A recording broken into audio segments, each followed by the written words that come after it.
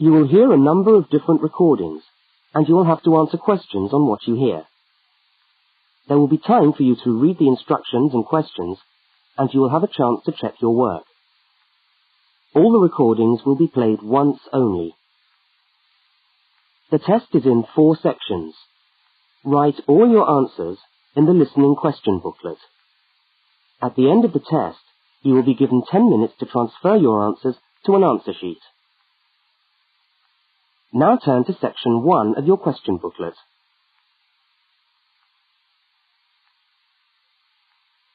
Section 1. In this section, you will hear 2 overseas students, Kate and Lukey, being interviewed by a university counsellor. First look at questions 1 to 5.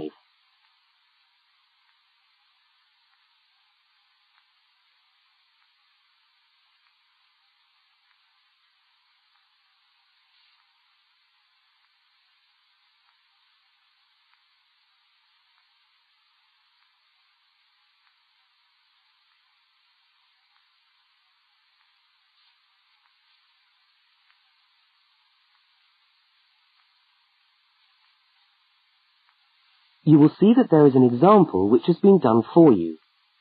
On this occasion only, the conversation relating to the example will be played first.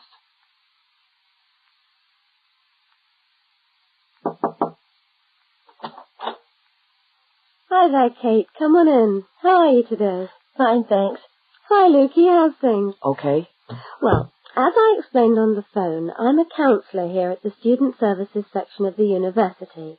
And I'm interviewing overseas students to help me draw up a guide for new students.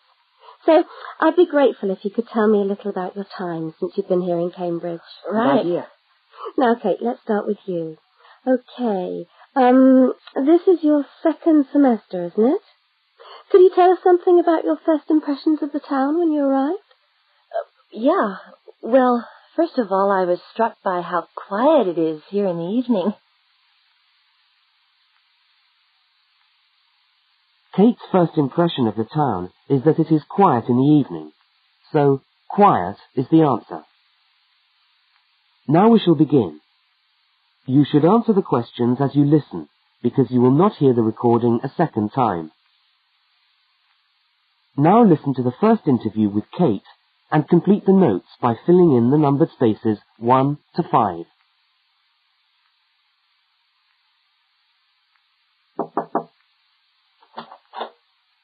Hi there, Kate. Come on in. How are you today? Fine, thanks. Hi, Lukey. How's things? Okay. Well, as I explained on the phone, I'm a counsellor here at the Student Services section of the university. And I'm interviewing overseas students to help me draw up a guide for new students. So I'd be grateful if you could tell me a little about your time since you've been here in Cambridge. Right. Good idea. Now, Kate, let's start with you. Okay. This is your 2nd semester, isn't it? Could you tell us something about your first impressions of the town when you arrived? Yeah. Well, first of all, I was struck by how quiet it is here in the evening. Yeah, I suppose Cambridge is a quiet place. Where did you live when you first arrived? Well, I went straight into student accommodation. It was a kind of student hostel. Ah, right. So, you didn't have to worry about doing your own cooking or anything like that? No, but sometimes I wished I had. The food at the hostel was awful. Oh, dear. But how were the other students? To be honest, I haven't managed to make many friends, even though the place is full. People seem to keep to themselves. They're not really very friendly. Oh, I'm sorry to hear that. Well, what about the actual course? You're studying, I'm doing a master's by coursework in environmental studies. Oh, right. And how are you finding that? Yeah, well, it's been pretty good, really. I've enjoyed the course, but I feel there hasn't been enough contact with the lecturers. Oh. They all seem to be incredibly busy. The only chance I've really had to talk to them was on the field trip. Well, that's no good. Mm-mm. Could anything be done to improve the course, in your opinion? Well, I think it would be helpful to have meetings with lecturers on the course. Say, once a fortnight, something like that. Regular meetings? Uh-huh. Yes, that could certainly help. Now, Kate, we'll come back to you in a minute, but I'd just like to ask Lukey some questions. Before they continue the interview, look at questions 6 to 10.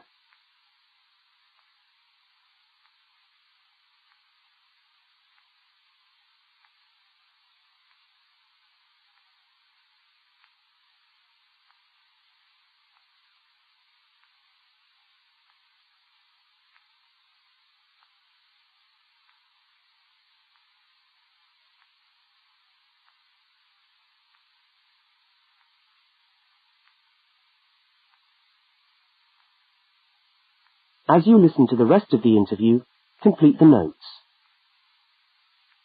Lukey, where are you from? I am from Indonesia. And how did you find Cambridge when you first arrived? Well, I like it here. I think the city is very beautiful. What about your accommodation? Was that okay? Yes, okay. At first, I stayed with a family for 3 months. They were very kind to me, but they had 3 young children and I found it difficult to study. Right, I see. So after 3 months, I moved out, and now I live with 2 other students in a student house. It's much cheaper and we like it there. Good. And what about your studies? What are you studying? I'm doing a Bachelor of Computing. Computing, I see. Apart from the language difficulties, if you can separate them, how have you found the course? Okay, but... Yes, go on. Well, the main difficulty for me is getting time on the computers in the computer room. It's always busy and this makes it very hard to do my practical work. Yes, I'm sure it would. Can you reserve time in the computer room? No, you can't. But it would certainly help if we could reserve computer time. Yes, I'll look into that and see if something can't be done to improve things over there. Now, let's go back to Kate. That is the end of section 1. You now have half a minute to check your answers.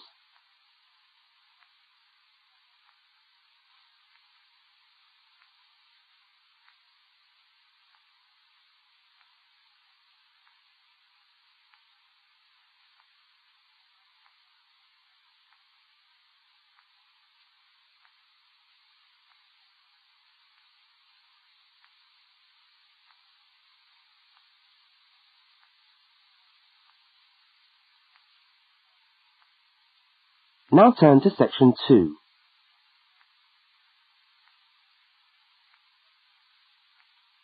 Section 2. You are going to hear a radio tour about buying a bicycle. First, you have some time to look at questions 11 to 20.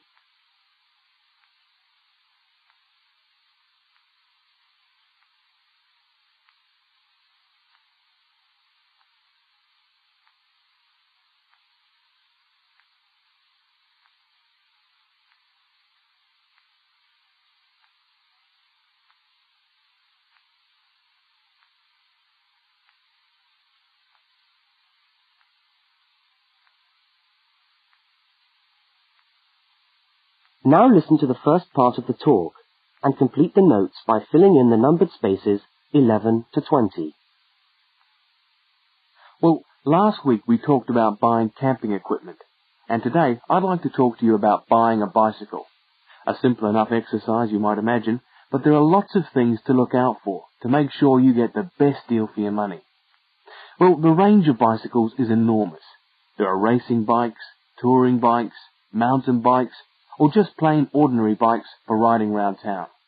They vary enormously in 2 basic ways: price and quality.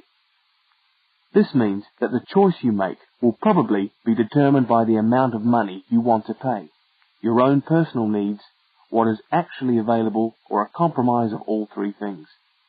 However, in broad terms, you can spend anything from $50 to $2,000 on a bike, so you'll need to know what you're looking for. Single-speed cycles, that is bikes with no gears, are really only suited to short, casual rides. Their attraction is their simplicity and reliability. After years of neglect, they still manage to function, though not always too efficiently. If it's basic transport you're after, then you can't go wrong. 3-speed cycles, on the other hand, are all that is really necessary for most town riding, going to the shops and things like that. Like the single-speed bike, they're simple and reliable. If you are going to be going up and down lots of hills, then you'll probably want something more efficient. 5 and 10-speed bicycles are best suited to riding over long distances or hilly terrain and to serious touring. So if it's serious touring you're interested in, get a 5 or 10-speed bike. However, it's worth remembering that the difference in price between a 5 and 10-speed cycle is usually very little, and so it's well worth paying that little bit extra to get the 10-speed one.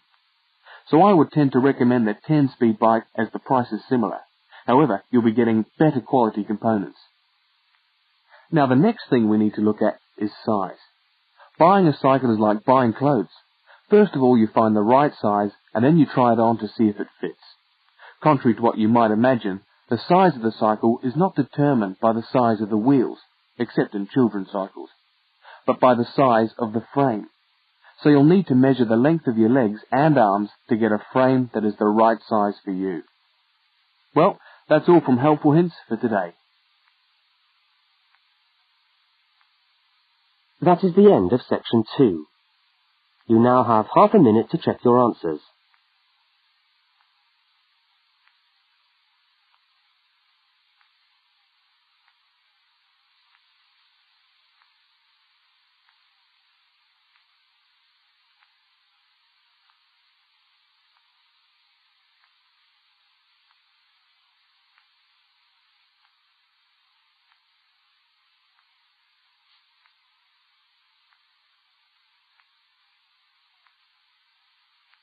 Now turn to section 3.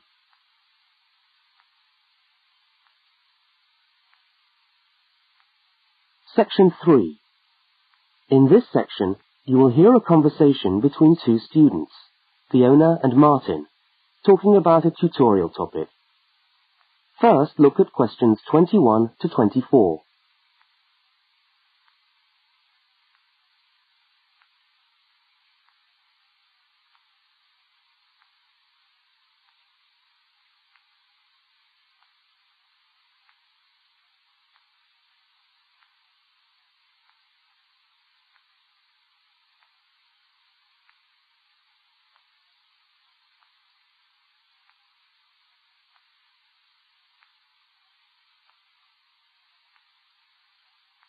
Now listen and answer questions 21 to 24.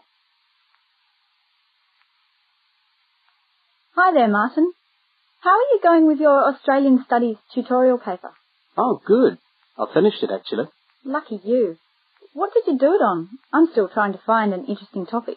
Well, after some consideration, I decided to look at the history of banana growing in Australia. Banana growing?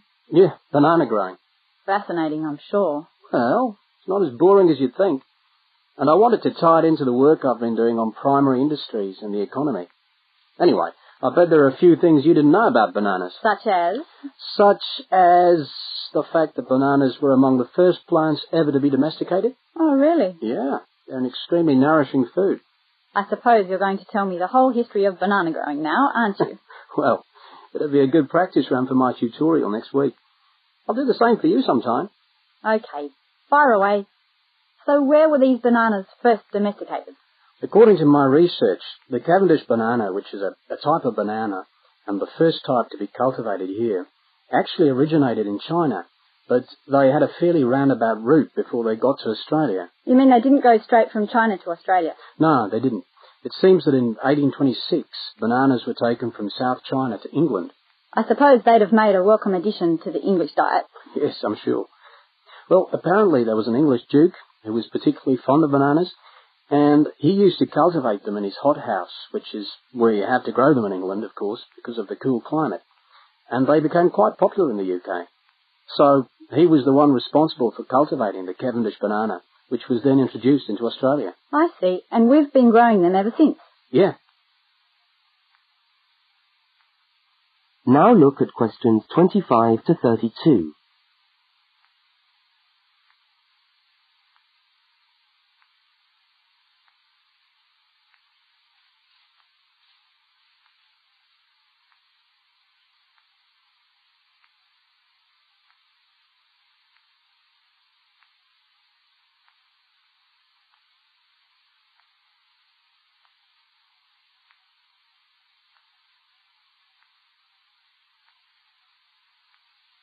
As the conversation continues, complete Martin's notes.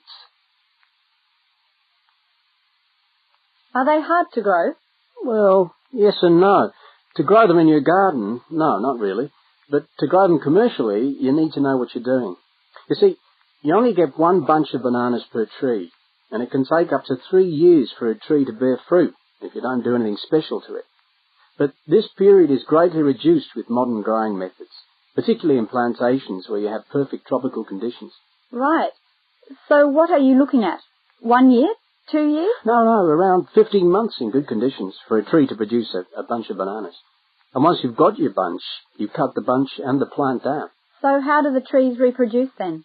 Well, bananas are normally grown from suckers, which spring up around the parent plant, usually just above the plant. They tend to like to grow uphill, or at least that's the common wisdom. So that's why banana plantations are usually on hillsides, is it? Yeah, they grow best like that. That's interesting.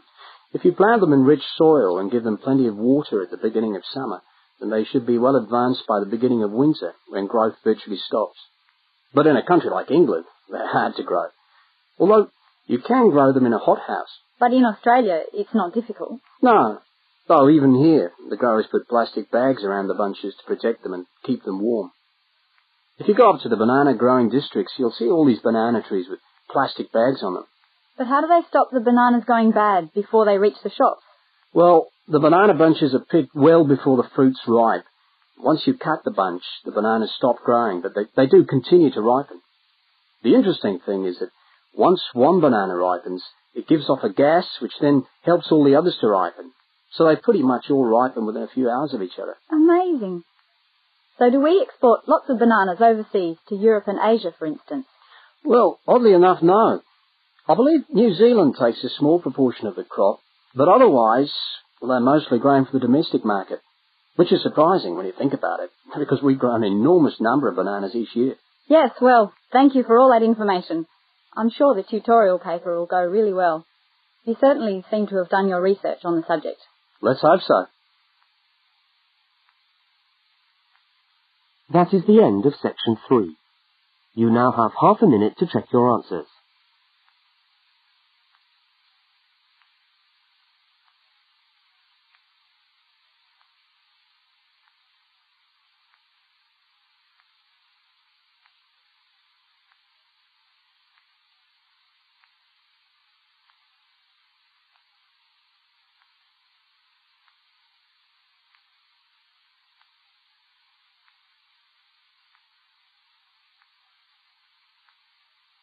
Now turn to section 4.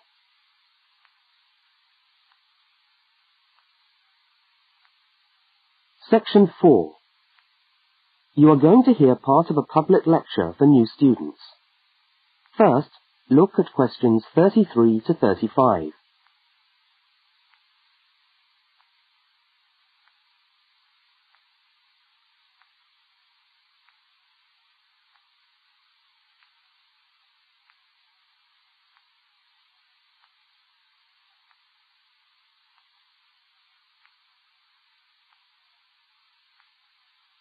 Now listen and answer questions 33 to 35.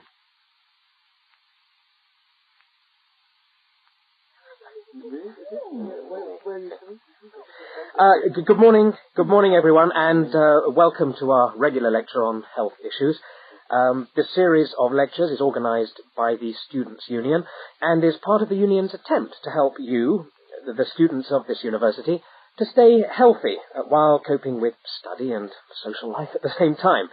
So, it's a great pleasure for me to welcome back Ms. Diane Greenbaum, who is a professional dietitian and who has been kind enough to give up her time in what I know is a very hectic schedule to come along and talk to us today.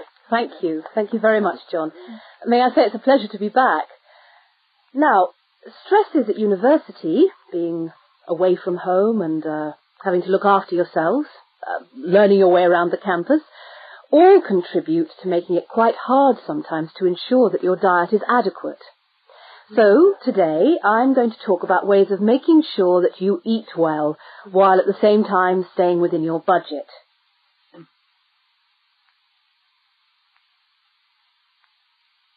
Now look at questions 36 to 41.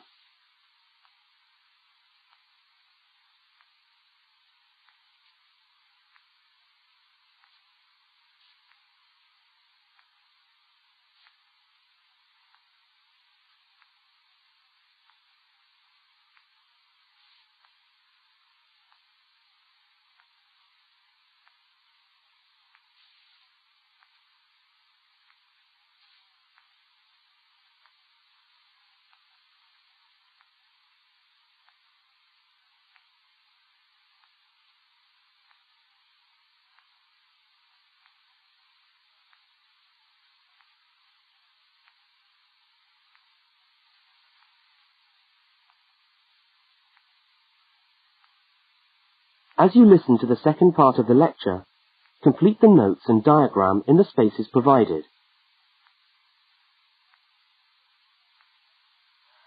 If you have a well-balanced diet, then you should be getting all the vitamins that you need for normal daily living.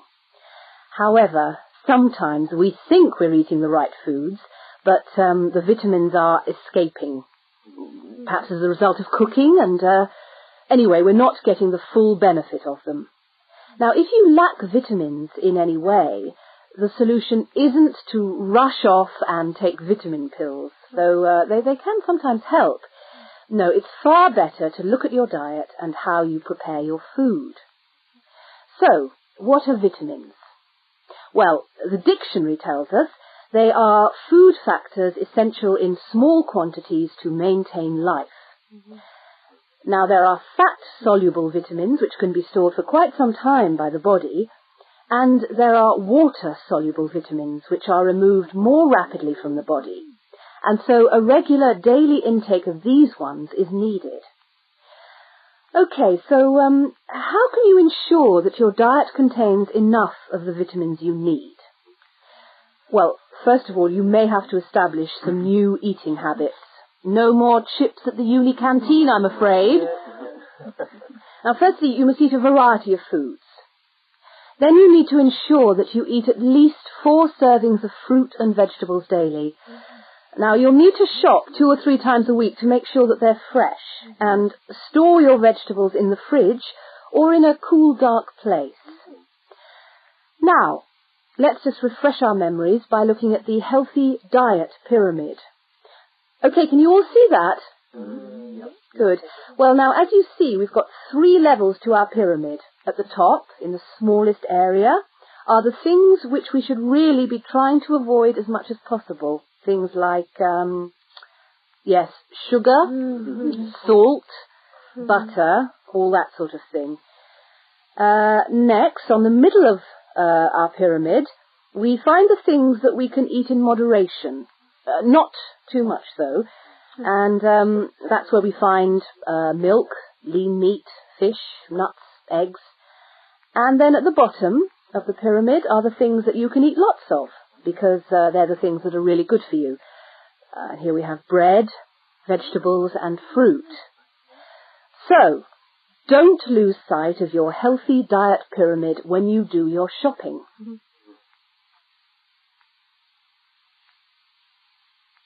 That is the end of section 4. You now have half a minute to check your answers.